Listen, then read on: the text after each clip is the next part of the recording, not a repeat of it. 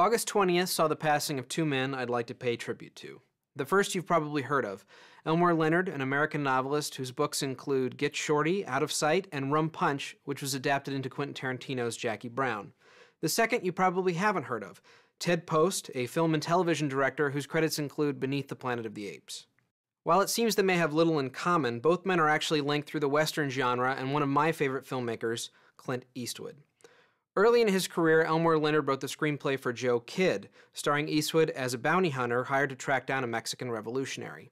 Directed by the Magnificent Seven and the Great Escape director John Sturges, Joe Kidd isn't an exceptional Western, but it does feature some good supporting performances from Robert Duvall and John Saxon, and an exciting finale where a train crashes through the center of a Western town. Ted Post directed the earlier Western Hang 'em High, featuring Eastwood as an innocent man who survives a lynching, becomes a deputy, and tracks down the men responsible for the deed.